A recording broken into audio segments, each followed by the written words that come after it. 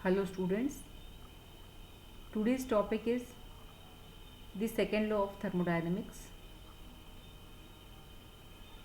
आज हम ऊष्मागतिकी के द्वितीय नियम के बारे में डिस्कस करेंगे। ऊष्मागतिकी के द्वितीय नियम की आवश्यकता क्यों हुई, इसको समझने के लिए हम limitations of first law of thermodynamics के बारे में डिस्कस करेंगे। यद्यपि ऊष्मागतिकी का प्रथम नियम सर्वमान्य है, लेकिन इसकी कुछ सीमाएं या लिमिटेशंस भी हैं।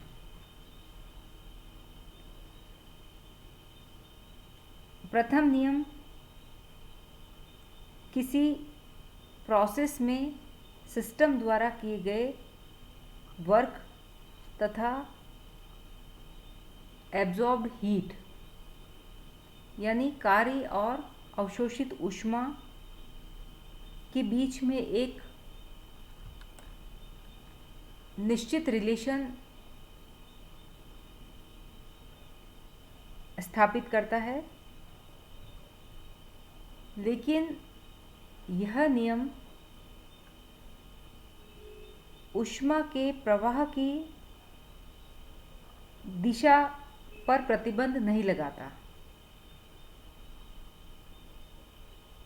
Means it does not put any restriction on the direction of flow of that heat.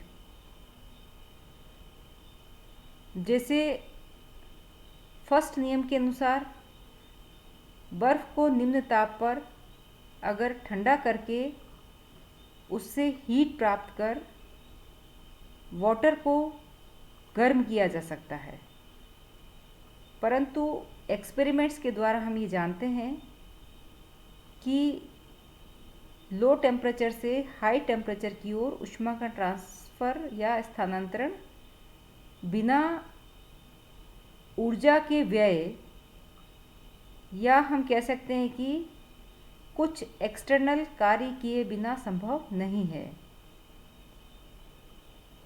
इसके विपरीत हम जानते हैं कि ऊष्मा हाई टेम्परेचर से लो टेम्परेचर की ओर स्वतः ही प्रवाहित होती है। मीन्स स्पॉन्टेनियसली उसका ऊष्मा का फ्लो होता है। सेकेंड लिमिटेशन है कि फर्स्ट लॉ की सहायता से यह ज्ञात नहीं हो पाता है कि कोई विशेष परिवर्तन या प्रोसेस जिसमें कि केमिकल रिएक्शन भी इन्वॉल्व होती है, वो स्वतः मीन्स स्पॉन्टेनियस ही संपन्न हो सकता है या नहीं। उदाहरण के लिए फर्स्ट नियम के अनुसार एक मेटल की रोड जिसका टेम्परेचर एक समान है, स्वतः ही एक सिरे पर ठंडी तथा दूसरे सिरे पर गर्म हो सकती है। तो फर्स्ट लॉ की केवल यही डिमांड है कि ऊष्मा का फ्लो या ऊष्मा का प्रवाह हो तो एक सिरे पर जितनी ऊष्मा का व्यय होता है, दूसरे सिरे पर उतनी ही ऊष्मा बढ़ जानी चाहिए। लेकिन एक्सपीरियंस के आधार पर हम ये जानते हैं कि एक्सटर्नल सोर्स से जो एनर्जी व्यय किए बिना इस प्रकार के परिवर्तन संभव नहीं है।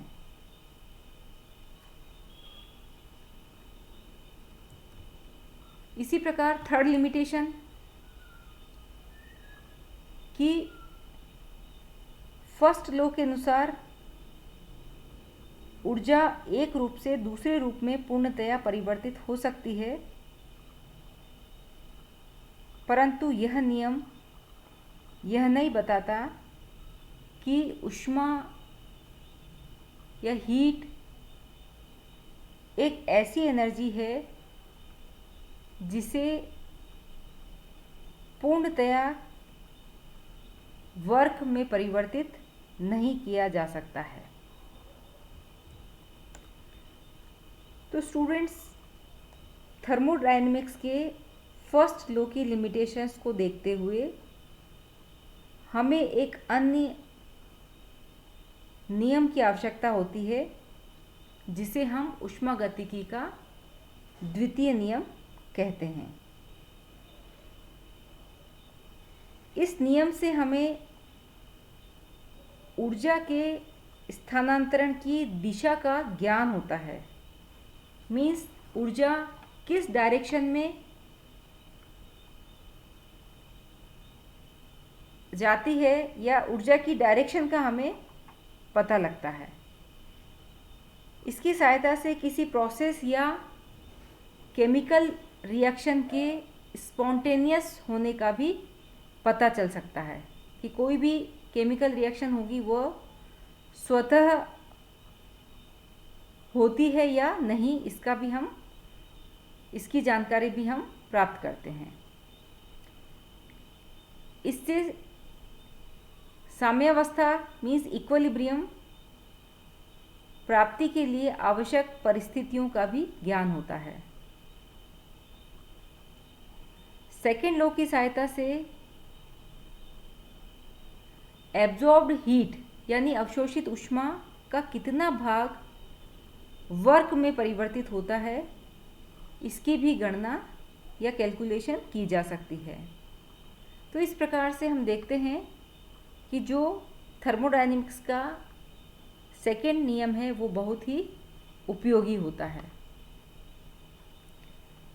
अब हमने बात की थी कि स्वतः प्रक्रम मीन्स स्पॉन्टेनियस जो प्रोसेस होते हैं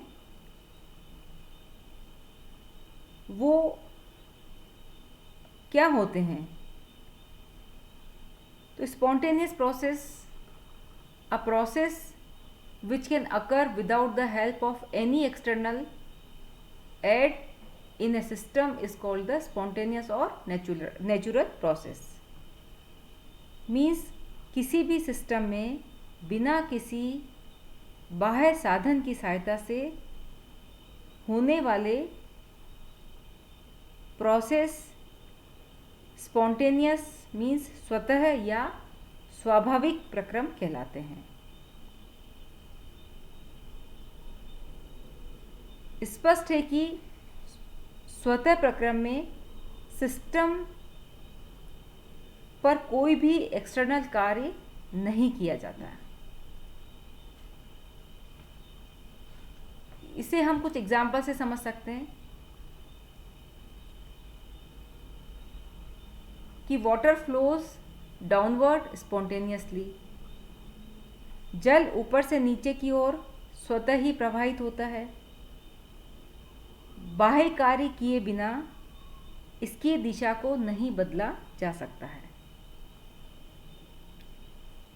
इसी प्रकार दूसरा एग्जाम्पल कि यदि एक धातु की छड़ एक सिरे पर गर्म तथा दूसरे सिरे पर ठंडी हो तो हीट स्वतः ही गर्म छोर से ठंडे छोर की ओर प्रवाहित होगी। यह मीन्स हीट का फ्लो कहाँ से कहाँ होगा, हॉट एंड से कोल्ड एंड की तरफ।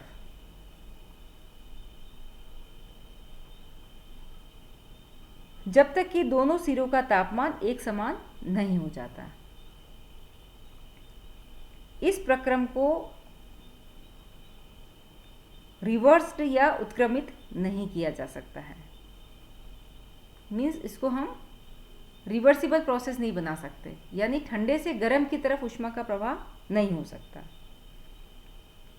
थर्ड एग्जाम्पल है स्पॉन्टेनियस प्रोसेस का कि गैस हाई प्रेशर वाले रीजन से लो प्रेशर वाले रीजन, या हम कह सकते हैं कि वैक्यूम रीजन में स्वतः ही प्रसारित हो जाती है। वो अपने आप स्पॉन्टेनियसली एक्सपांड हो जाती है। कहाँ से कहाँ? From a region at the high pressure to a region at low pressure और इन वैक्यूम। इसी प्रकार अगला एग्जाम्पल हम देखेंगे कि विद्युत धारा उच्च विभव वाले छोर से निम्न विभव वाले छोर की ओर स्वतः ही प्रवाहित होती है। मीन्स हाई पोटेंशियल एंड से लो पोटेंशियल एंड की तरफ जो इलेक्ट्रिसिटी का फ्लो स्पॉन्टेनियसली होता रहता है। धारा के प्रवाह की दिशा को केवल एक्सटर्नल क्षेत्र को विपरीत दिशा में लगाकर ही उत्क्रमित किया जा सकता है। यानी अगर हमें the direction of flow of current को रिवर्स करना है तो only by applying the external field in opposite direction, तभी पॉसिबल है। नेक्स्ट एग्जाम्पल है इसी का कि ऊष्मा स्वतः ही हॉट बॉडी से कोल्ड बॉडी की तरफ प्रवाहित होती रहती है। इसके विपरीत प्रोसेस मीन्स, या हम कह सकते हैं कि कोल्ड बॉडी से हॉट बॉडी की ओर हीट का फ्लो जैसा कि रेफ्रिजरेटर में होता है। अगर हम ऐसा करना चाहें तो इसके लिए सिस्टम में बाहर से ऊर्जा देनी पड़ती है। Means transfer of heat from a cold body to a hot body.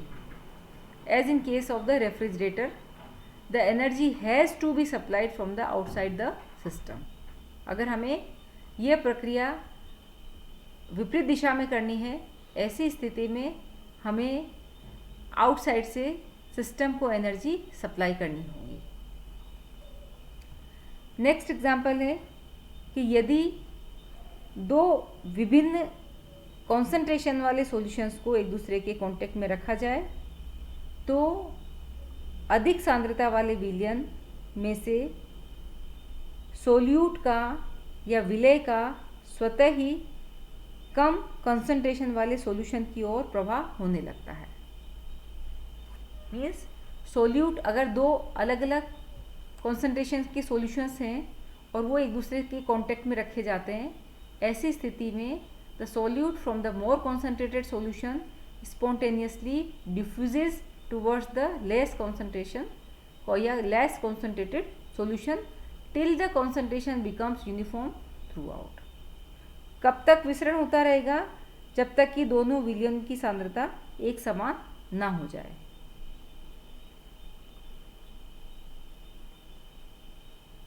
इस प्रक्रम को भी रिवर्सिबल नहीं किया जा सकता, क्योंकि एक बार कॉन्सेंट्रेशन एक समान होने के बाद स्वतः ही सॉल्यूशन के एक भाग को दूसरे भाग से अधिक सांद्रित नहीं किया जा सकता।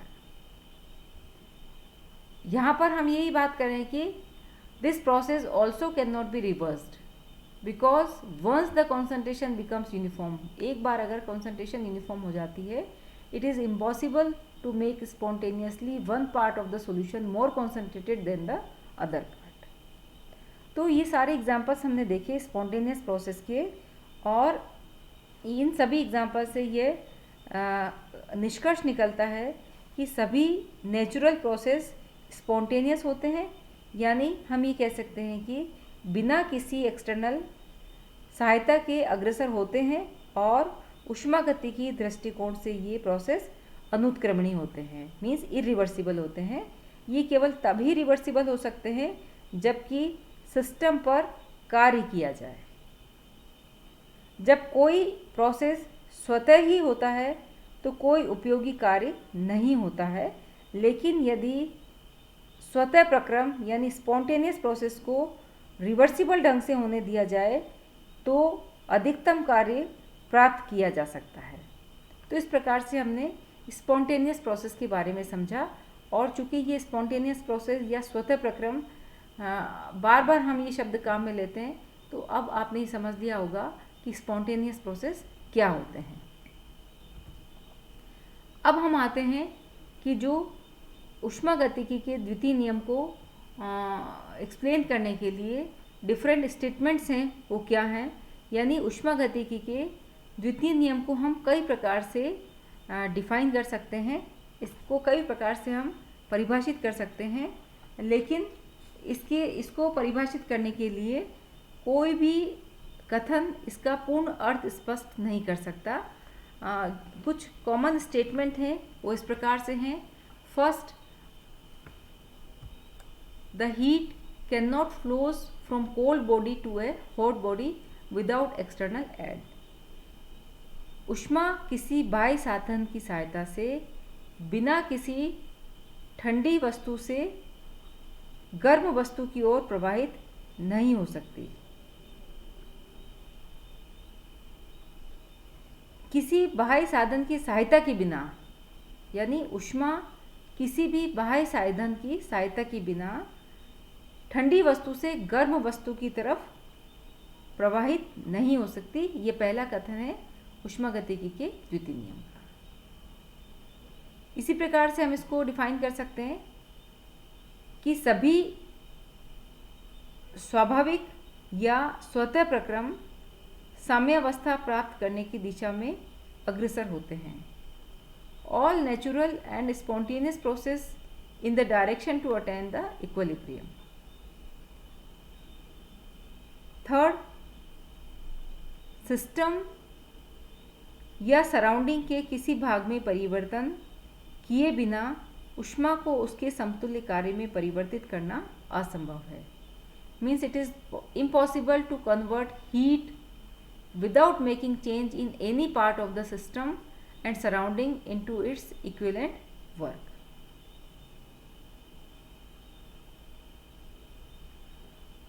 फोर्थ, समस्त स्वतः या स्वाभाविक प्रक्रमों द्वारा कार्य उत्पन्न किया जा सकता है, परंतु अधिकतम कार्य प्रक्रम को उत्क्रमणी ढंग से किए जाने पर ही प्राप्त हो सकता है। ये इम्पॉर्टेंट है कि मैक्सिमम वर्क कब प्राप्त होगा, जब उसको हम रिवर्सिबल तरीके से पूर्ण करें। यानी work can be obtained from all the natural and spontaneous process, but maximum work, this is the important, maximum work is obtained in the reversible process. Last statement है इसका कि the entropy of universe is continuously increasing.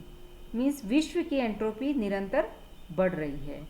तो इस प्रकार से हमने different statements of the second law study किए, और इन्हीं कथन के आधार पर आगे हम द्वितीय नियम को डिराइव करेंगे। तो इस प्रकार आज हमने ये देखा कि फर्स्ट लॉ की लिमिटेशंस क्या हैं और हमें सेकेंड लॉ की आवश्यकता क्यों हुई, और इसी के साथ ऊष्मागतिकी के द्वितीय नियम के जो डिफरेंट स्टेटमेंट्स या कथन कहे गए वो किस प्रकार से हैं। तो आज के लिए स्टूडेंट्स इतना ही। Thank you very much.